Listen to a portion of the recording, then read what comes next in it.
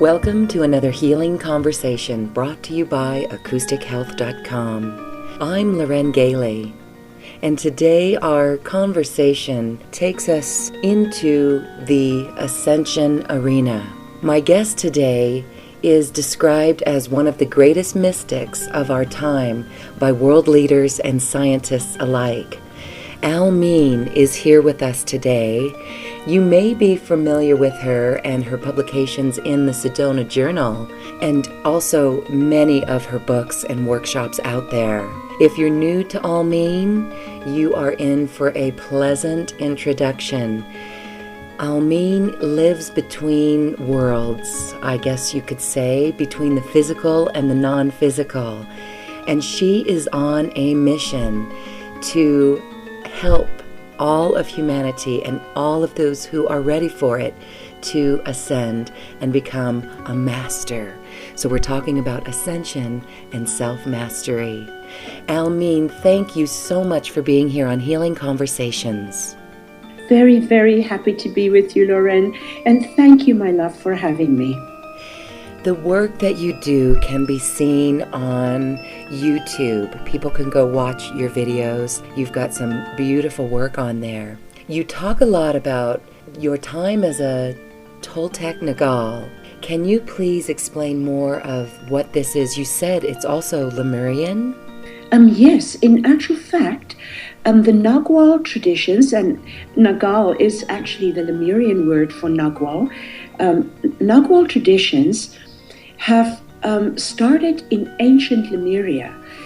We have been speaking and teaching and receiving revelations and actually translating records from ancient Lemuria now for several years.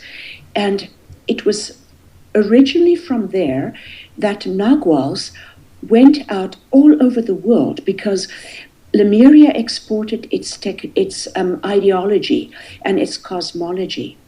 It taught the world how to live, and it sent them out often as husband and wife teams all over the world. In fact, it is said in the oral traditions of Toltec Naguals that the Rishi cities in India, the 7 Rishi cities, were founded by Naguals from Lemuria. The 2 Naguals, according to the ancient tradition, that went to Peru were called America and Americu. And it is said that the word Americas, in South America, North America, did not come from Colombian people. It came from the traditional people that lived there because it was honoring these 2 Naguals from Lemuria, and that they founded their mystery schools. They built pyramidal temples, and they called their places of study Kaldi. Kaldi is in Lemurian, which I have since actually learned to speak. The Lemurian word Kaldi means walls, because their temples had walls around, and in there, the leader of the nation and the slave or whatever were alike. They were treated as students, and they were alike. And they started it. Their temple was on the Lake Titicaca, but the scholarly areas were higher up in the Andes. Fascinating. What we're talking about is the translating of these records. That's fascinating. So this is really what was left behind. Are these oral traditions, or are these records translated from the etheric or the astral or the Akasha? We've been able to photograph them. They are interdimensional records. And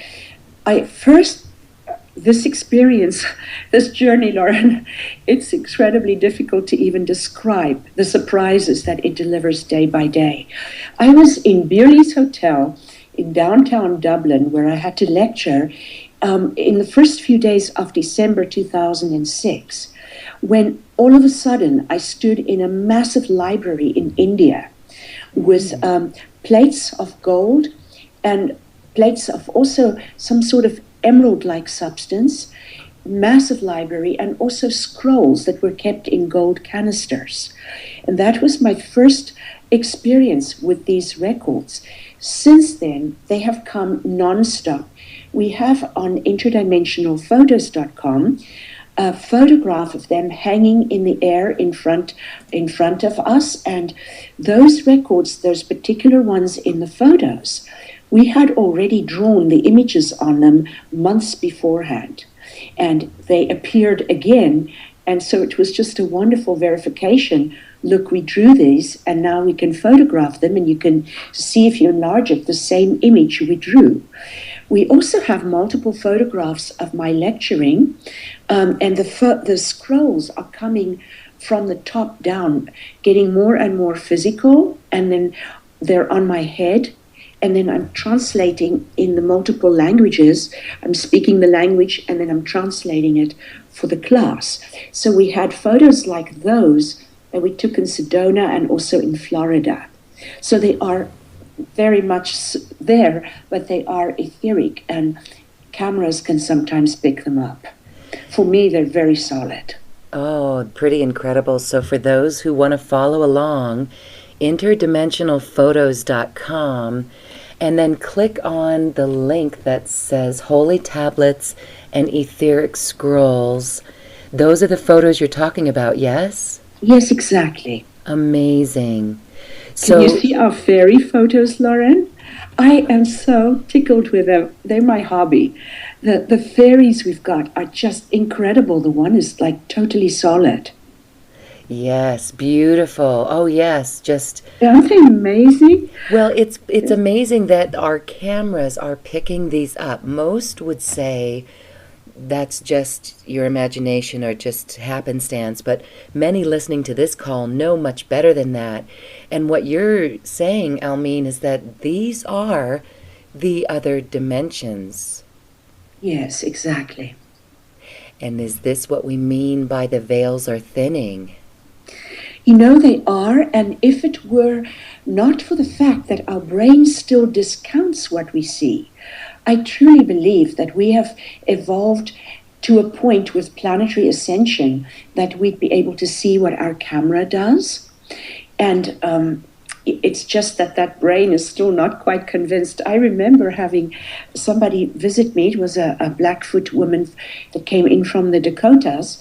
And she came to visit me because she was presenting me with a drum. And in my backyard, these bright lights in the dark of little fairies were flying back and forth. As she sat on my back step, and she came in and she said, "What are those electrical hummingbirds that are flying back and forth on the wire in your backyard?" Mm-hmm. And what? And I went out, and there were all these fairies that she could see and I could see. But that's the way the brain tries to take something extraordinary and put it into a box with a label on it. And it's that which keeps our eyes often from recognizing what we see. Yes, in fact, some of your photos you could barely tell, but when you see these images then, do you call the fairies in? I usually just call beings in when I have a class, and if they want to do interdimensional photography, then I would call beings in for them. But normally it's just that I'm living my life and these things are photographed around us. Yeah. You can see the little fairy that's sitting in the top of the stalk of grass, mending the grass. It's like he's sewing something. Yes. That was taken by one of my students. And the rose fairy is an exact replica with little hands and little wings and everything, but she blends in with the rose more. So sometimes they're very clear, and sometimes you have to look with your eyes a special way, and then you go, yes, there they are. You have to look with your eyes in a special way and not doubt what we see, but feel into it. Yes, I think it's the heart that interprets interdimensional light more than the mind. So I agree with you, Lauren. We have to feel our way through it. There are some photos here that look like orbs. Well, what I was trying to show, because I know that many people are photographing orbs, is I wanted to show the difference between at least 4 types of orbs that I am aware of. There are some that I haven't really gone into to find out what they are, but there's 4 types that I've identified with. One are the little bright lights that are fairies, and oftentimes when you enlarge them, that's when you can really see that that is what they are. The other type is that we have a kingdom that I've had extensive communications with and interaction with that I really didn't know existed, and I think most people don't. They're called the Lords of Light, and they can take shape into a form, or they stay as spheres. And they are large spheres, and they are often around people's heads, and there's also more geometry in them. And the geometry for those are linear. Then there are those that are unborn fetuses, and they hang around some women as well, unborn children. And my dentist brought me a photo and said, "What is this in my photo?" And it was absolutely clear a baby waiting to be born from her, but they're more like the craters in the moon, the details in the ball themselves. And I've also had, we've taken really great photos of the UFOs that come to our retreats, really good ones. And I don't know which ones are on there, but I would think there's at least 2 very good ones on there. And when they're above us, there's a ball of just pure light that comes into the house. It's usually sort of a indigo violet color, and it's like a probe. It's like they're observing what it is we're doing. So those are some that I've sort of managed to peg, but there are others.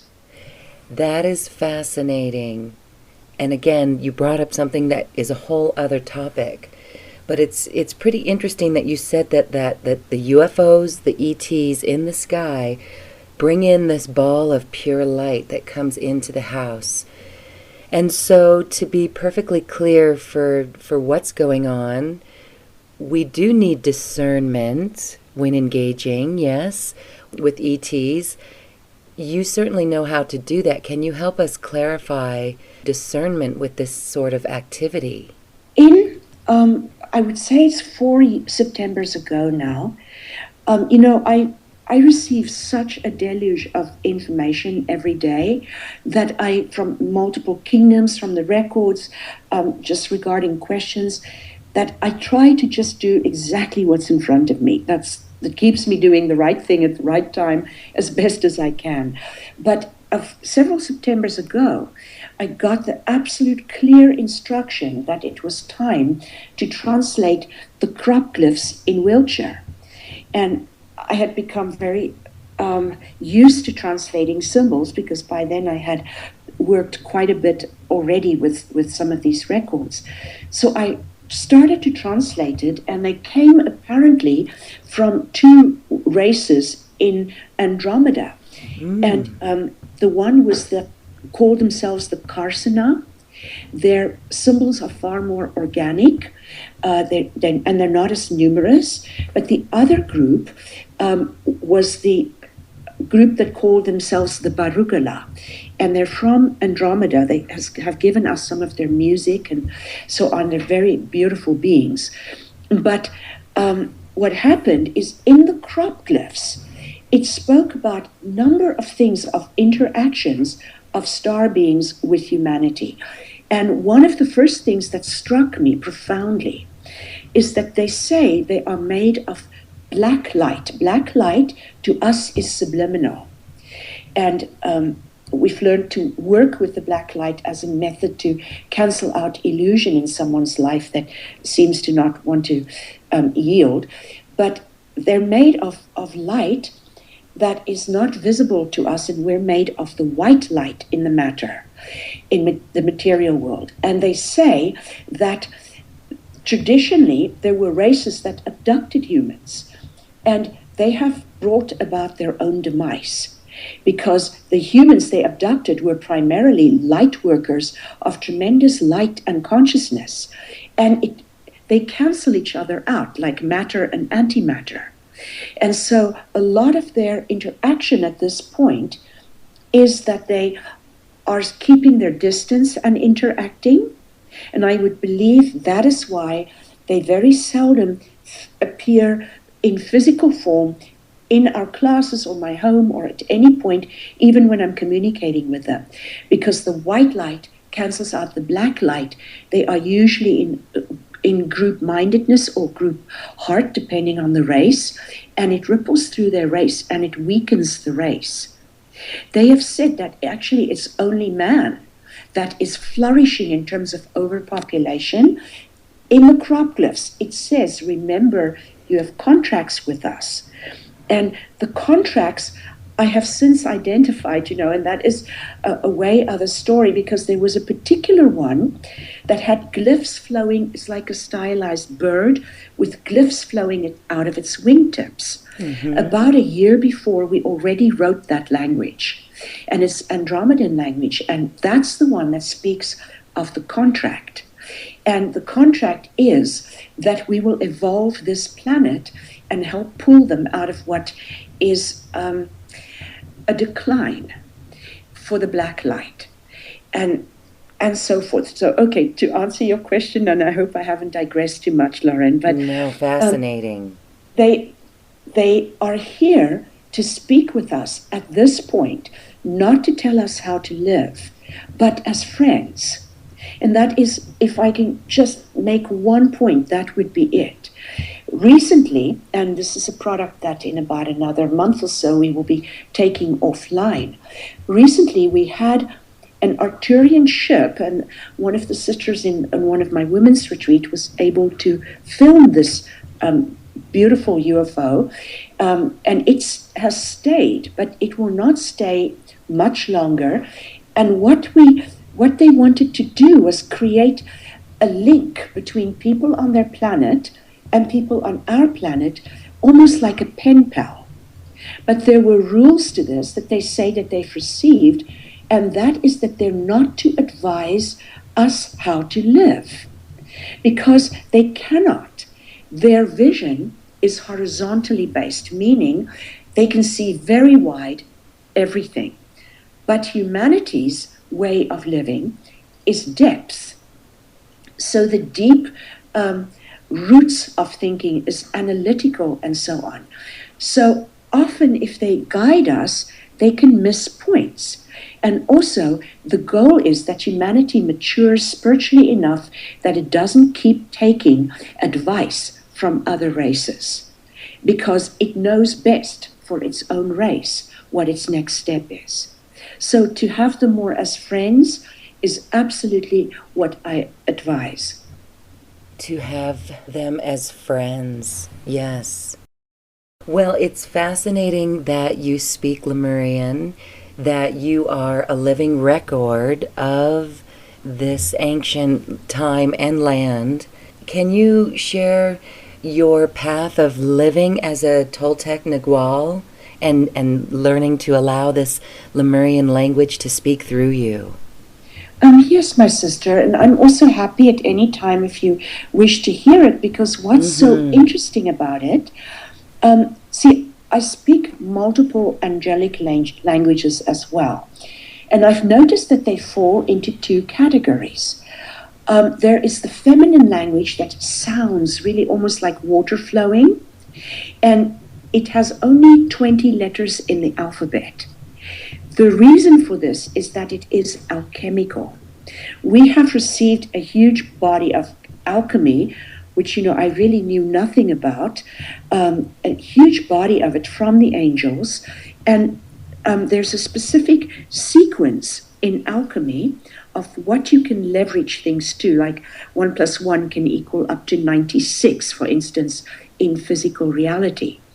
If it's matter, if it works with matter. So 20 is part of their sequence. Like we have the Fibonacci sequence in physical life. There is a higher sequence as in a higher frequency. It's alchemical. 20 is part of the sequence of alchemy. Some of these angels and the Lemurian language only have 20 letters in their alphabet. So you can hear me speak, but for instance, you would not hear an R. They don't have R's. They don't have W's, and they don't have F's. They sometimes, very rarely, have a PF, but I don't often hear it, and it's mostly a word absorbed from other languages. Fascinating. So, yes, we would love to hear it. I just know the language, and I can speak a piece, and then I will tell you what I just said, and people can also just feel the language with the heart, because the glory of these languages is every time there's a necessity for me to speak a new language because there's a new record or group of beings or whatever, I find myself completely changed by speaking it. And even by listening to it, it creates a wider and more deep world view, if you want to. A perspective is possibly a better word. Mm-hmm. It creates another way of looking at the universe because it activates a different portion of awareness in the brain. So did you want me to do a little piece? Oh, I think that would be beautiful, Almine. I'm happy to, my sister. Kiakis kio kunumoso koe. Itamakana ashakai. Isbaku kaikines. Ashtunech mesva. Ikiaba ukana. We give you our records. We speak as though from long ago. We bring you the science of immortality, of peace, and also of compassion. Ikienesh matai, uberkahu, inisavach kaya, eshta umenerke sekie atukunuchma etaha, shat tenemechye, shalmali atanus. Our lands were called Shalmali, and they held the knowledge of the feminine archetype of the planet, embodied by 300 angelic groups. The land of the red soil, which is Atlantis, held the masculine. Is that enough, or? Oh, yes. Well, it's quite fascinating. So many people know of Lemuria and Atlantis, but what you just revealed in one of those translations is that the Lemurians gave us the science of immortality. So describe a little bit more about the Lemurians coming into form, and why is it important for us to remember these lessons from the Lemurians? When Lemuria was submerged, and the Toltecs actually are the ones that have a history about that. They say there were 4 periods of Lemuria because it continually had problems of sinking areas of it because there were pipes of natural gas under the ground that when it would come in contact with fire, which I presume they mean magma, that it would cause huge explosions. It's said that unlike Atlantis, and I think that geologists have borne this out, that Lemuria sank gradually. That is indicative of the feminine psyche being submerged into more of the subconscious, instead of being a very active part of accessing our reality in everyday life. So when the feminine submerged, Lemuria submerged, and it is up to us to bring balance by bringing the feminine back up. Parts of the masculine also became distorted with the very explosive catastrophes around Atlantis's 4 periods. And again, it is important because it brings back the functional masculine rather than the distortion of it. Yes, and so that is our role now, is bringing this back and remembering the qualities. And basically, these are the same qualities that you speak of in your videos on ascension. So let's talk about the science of ascension and what we mean. Many listening know what ascension means, but as far as our everyday life and implementing it, what need we do?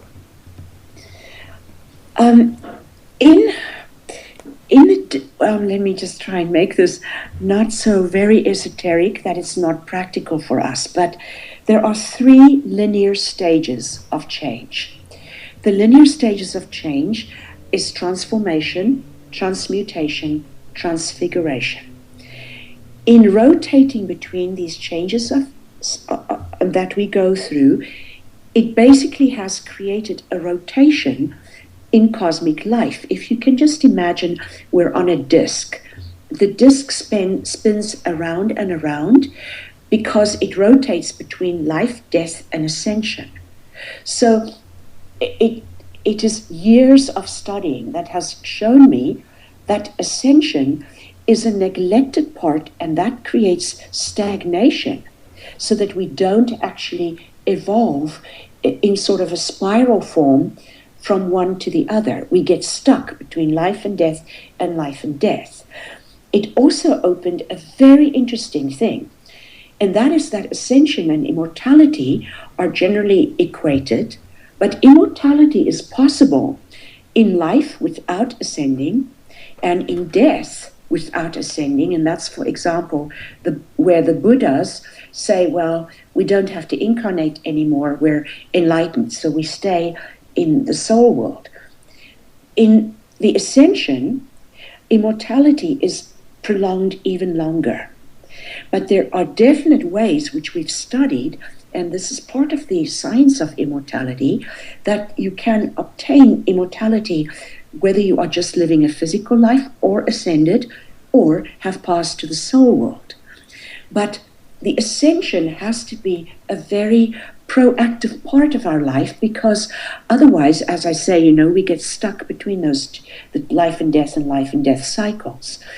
Ascension is when you have mastered love, praise, and gratitude, because gratitude is part of physical life. You can tremendously increase life and delay aging in physical life through gratitude.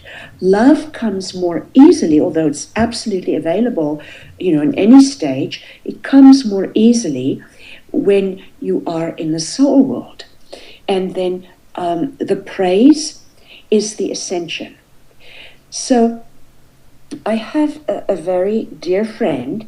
She and her husband ascended out of a little locked room in Salt Lake City, and they live primarily with the Ascended Masters. Many Ascended Masters are choosing to stay in the physical because there was an overpolarizing in the Ascended Mastery realms into inactivity and, let's call it, the feminine receptivity. It needed to be balanced. So more and more people are ascending in physical life, but choosing to remain here. And she and her husband go back and forth between the two. And she told me once, when she appears, she's physical. And she told me once, when she and I were talking, that anyone who is truly grateful from the heart for several weeks, for every little thing. That means the frustration of trying to get in a parking lot and some rude person dashes in front of you. Every little thing. To realize the perfection of life and therefore feel the gratitude for it, even a few weeks of it, would create a full-blown ascension. That's how important love, praise, and gratitude is. And the healing modality that we received some years ago, Bel Vaspata, and folks can just find that on my website. We've got a link to our Bel Vaspata website, but it functions with love, praise, and gratitude, so that its practitioners are not only working with clients or others, they are actually working on their own ascension as they do it. So it's a healing modality that brings consciousness to the practitioner. A healing modality that brings consciousness to the practitioner. Wow, Almine, what you just said there about your friends who ascended with their physical body, this is truth. This is what you have witnessed and seen. And so for anyone who may be questioning or doubting or still skeptical of it, my goodness, this is friends of yours, and you say that they choose to remain here, so they come in and out of form? They come in and out of the ascended master realms. My sister, there truly are many of the beautiful people that walk this journey with me that have gone into ascension. Wow. And I've mapped out the stages of the evolution of man in several of my books, but the best one for that would be Journey to the Heart of God, because I think I have about 24, 25 books out already. Some are, like for instance, The Science of Immortality isn't out, it's only in Russian. But we have The Science of Peace out in English. But I've mapped out the stages of the ascension as I experienced them so that people could know what stage they were in. But there are more and more physical people that are major light workers going into ascension. So some of these, I've heard a story of someone levitating. This is another sign. There's even a photograph of you. That's quite interesting. It actually comes from extreme praise. At times when I have been in such a state of praise that, and again, actually, another friend of mine, also somebody who chose to leave to the Ascended Master Realms, her name is Christine. Christine explained to me the law between levitation and gravitation. And it's become part of the teachings. It's an extremely important little point that for a long time I missed. And levitation comes from profound states of praise.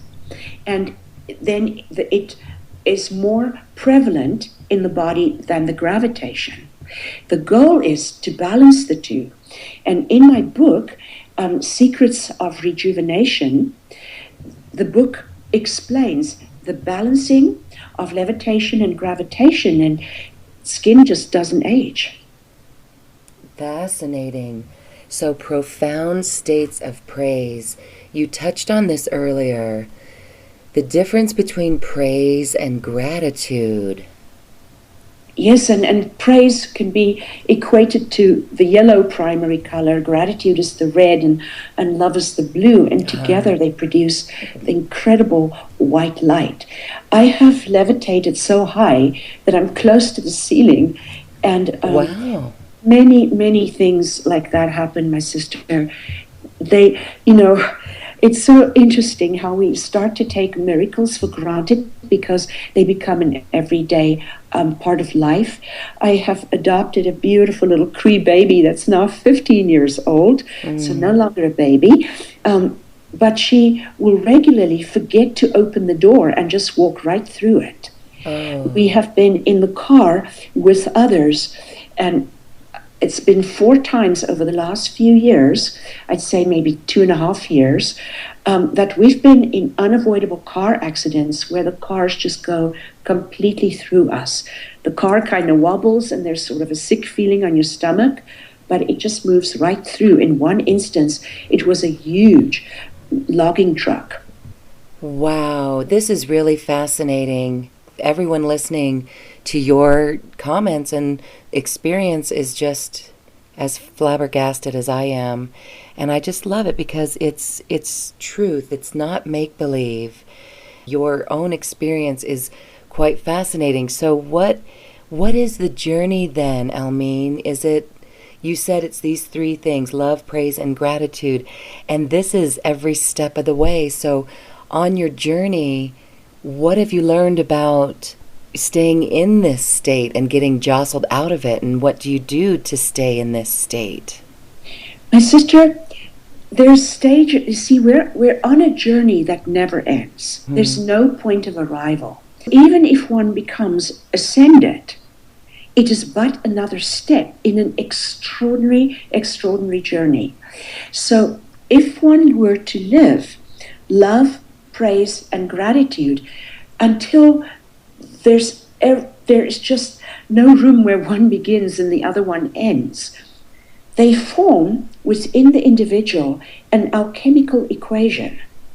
And the alchemical equation is love plus praise plus gratitude equals adoration in action, where everything you do becomes this wonderful song of adoration pouring through you.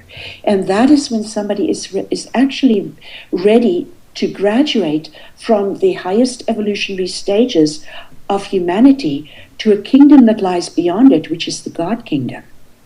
And this has been my journey to explore what lies beyond humanity, this kingdom that's available to every kingdom when it has reached a specific point of graduation. And I actually have an online course, Entering Godhood.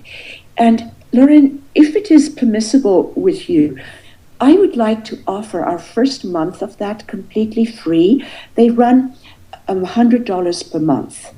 And I'd like to, for your listeners, to offer it completely free, because the information that we received about what lies ahead for everyone, beyond ascension even, when you combine these into an inseparable way of living, into adoration in action, acts of devotion and kindness,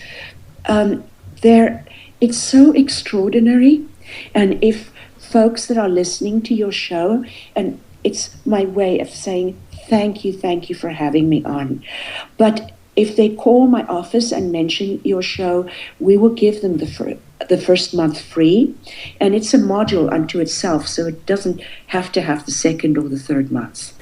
Wow, thank you, Almine. That is so very, very generous.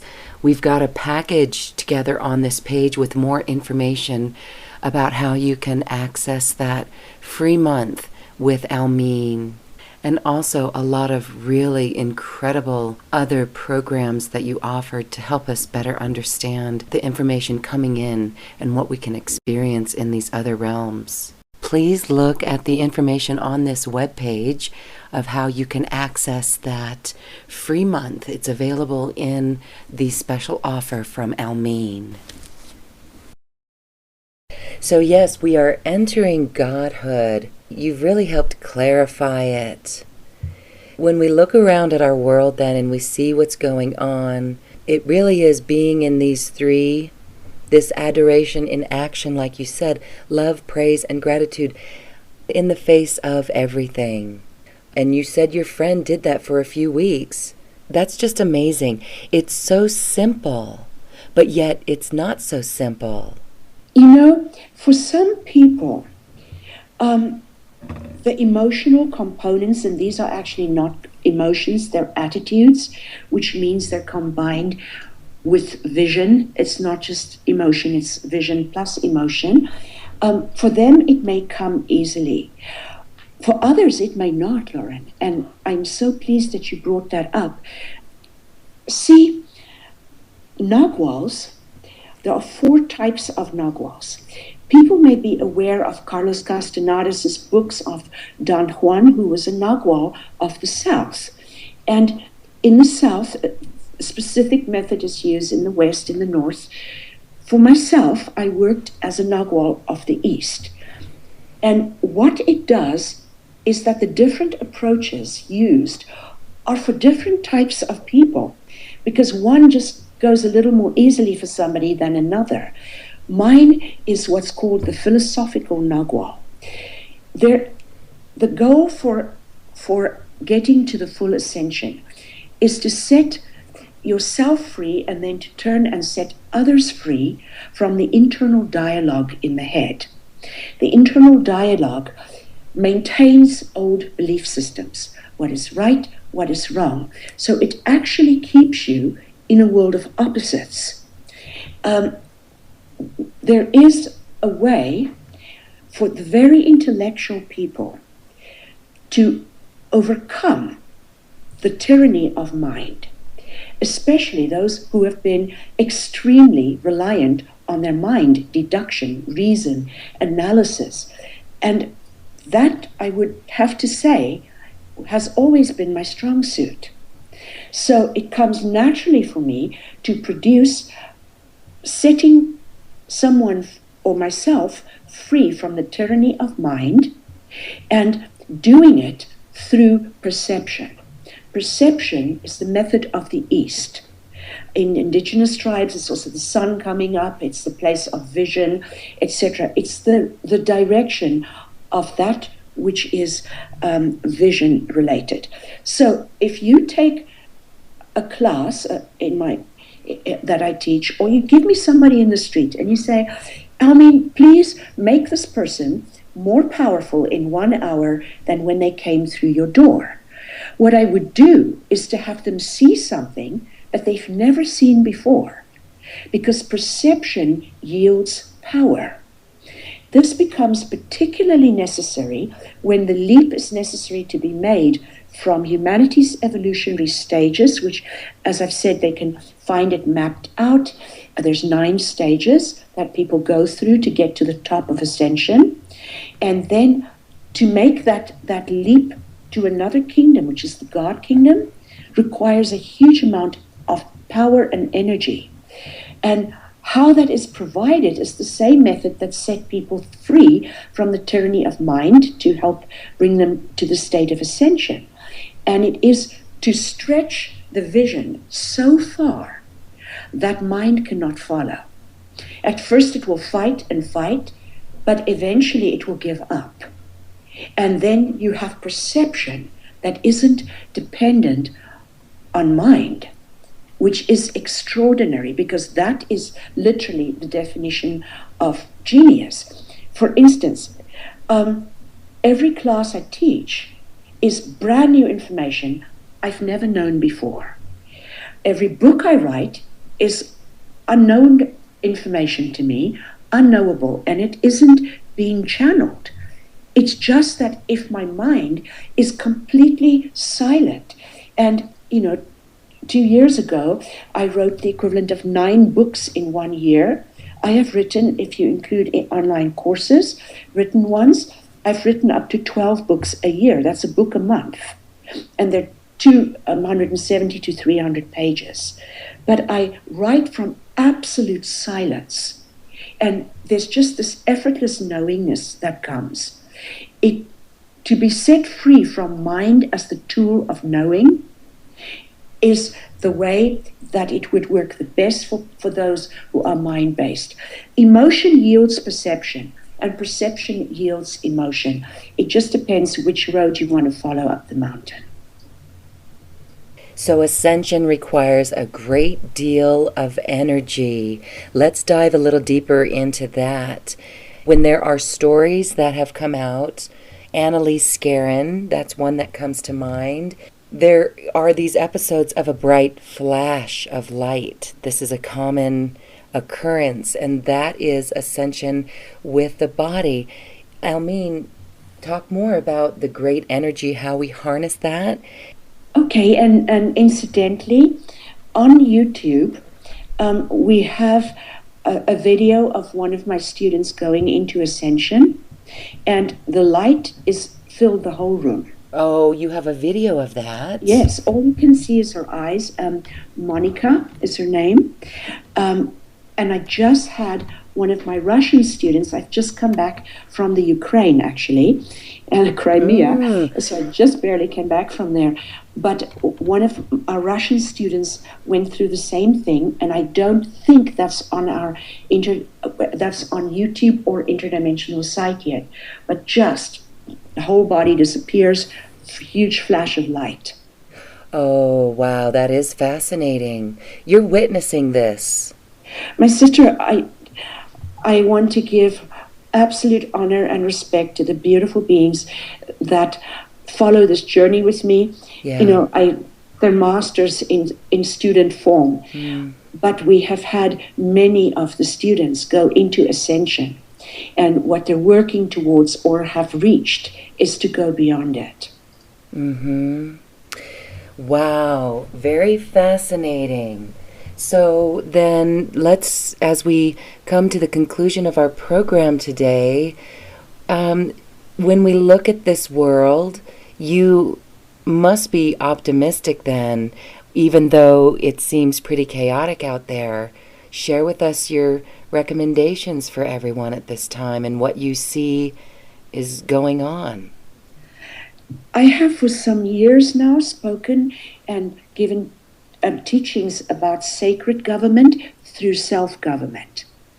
And in the book of Revelation, it speaks about the end of time, which literally the linear way of time moving ended with the Mayan calendar. It became more like a pebble in a pond with exponential centrifugal rings. It moved time, linear time ended. And so in the book of Revelation, it speaks of the end of time, and it speaks how the saints will govern the earth. As long as these beautiful light workers are on earth, like those that listen to your show, Lauren, we will be fine, because the whole world can change. If somebody remembers that they are all things and they change it inside themselves. Sacred government through self-government leads me to believe that really those who think they govern the earth are not. I have, my students in the Ukraine can attest to that. That's fascinating that you just came from there, because some would witness what just happened and they just voted to become part of Russia. That's the Crimea, that's right. We were in Kiev when the revolution was there, and during the week, every day, we worked on ourselves to remove the age-old tyrants of mind and so forth. And by the end of that week, the blockade that was outside of our hotel lifted, and the tyrant was overthrown. Then I flew to Crimea because I was scheduled there. We were scheduled since long ago. And again, the Russians wanted to invade. 28,000 troops entered Crimea when I was there. And Crimea is just small. And by the end of that week, there had been a decision made to not use the military violence, because we were no longer fighting shadows. The class worked on not fighting shadows in life, but changing it where it originates, which is within themselves. I have the highest hopes because people like you are here. And people like you and everyone listening are here. And Almine, this is wonderful. That is so, when I heard the news about how it all shakes out, this is why, as a former journalist, I am reading the newspaper and following the news again. I had to leave it for many years because it is what it is, the mainstream media. But now we can see things happening. It happened earlier with Syria, different areas on our planet which come under strife. The work that so many people are doing is really having an effect. So as you said, to make peace with it within ourselves, that is huge. Even when we face things like the economy or destruction of the environment, there's ways that we can make peace with it in ourselves, do what we need to do, and move how we need to move. But again, in the face of love with everything, and then watch what happens. That's amazing that you were there. And well, my sister, if I just could add one sentence, if light workers would just focus more on solving it inside, because there's such a temptation to run around fixing it on the outside, it would be a very beautiful world. Well, let's take an example. I'd like to share an example. And this is the closest way that I can relate to this outside world, but you're helping me, Almine. So let's talk about fracking, for example. It came marching into Colorado. The people are waking up. That's a good sign. And as we know this, we'd like to be shamanic in the way that we deal with it and not fight or be against anything. Didn't know what to do, but my heart was very heavy, reading the news and seeing how could that be allowed. So I did get quiet within myself, and I asked for help from on high, great beings from on high, to assist in what I needed to do. And it came forth that I should write a letter. So I sat at my computer and I typed 2 lines, like you said, just sitting and being quiet. And it was, "Dear Governor Hickenlooper." I was writing a letter to the governor, and it said, "Please support your constituents and do not allow fracking in Colorado. We are in support of a clean environment. I printed that letter out and I stuck it in the mailbox. As I was walking to the mailbox, I just asked for it to be blessed in all ways possible. Do you realize 2 days later I met a friend of mine who he works for the open space park, and I asked him how this land that is right next to a natural preserve could be fracked upon. He stopped me in mid-sentence and said, City of Boulder just purchased the mineral rights for that land. There will be no fracking. Oh my goodness, honey, how beautiful. This is what we need to do, yes? It's just an example of it's beautiful how we do it, because so many of us want to help in so many ways. We just encourage everyone to take these steps like that. Yes, that's a very beautiful example. So thank you so much for being here today. As we leave, please share a message that you have for those listening today. I know that people are struggling with the economy. In fact, our upcoming workshop in Toronto deals very specifically with the mystical laws of abundance, which is beyond where I've gone with it before. But if we are not home for ourselves, if we do not amply nurture ourselves, allow our inner child to be spontaneous and happy, and guard our boundaries and the thoughts in discipline of the inner warrior, if we do not take time to listen to life, we are not home for ourselves. And it is this which causes a depletion of energy. And if we live that way, shallowly rushing around fixing things on the outside, not being home for ourselves, it will also cause a depletion in the economy. So again, the key to the economy is the abundant life within. To see the fullness of the day rather than the things that are lacking. And there's, of course, back to the praise, love, and gratitude. Beautiful. And back to changing your perception, expanding your perception. Beautiful words. Almine, thank you so much for being here. Thank you, my sister. It was my joy to meet you. And thank you, too, for listening. We invite you to share this program with your friends and get this information out to the world. This is information you won't find in the mainstream media. We now leave you with music from the universe, literally created by the universe as mathematical equations were assigned to musical notes. The result is this beautiful music available at acoustichealth.com. Also, we invite you to take part in our online healing retreats, which feature spiritual teachers with powerful tools that will transform your life. Visit acoustichealth.com and click on Online Healing Retreats. Namaste.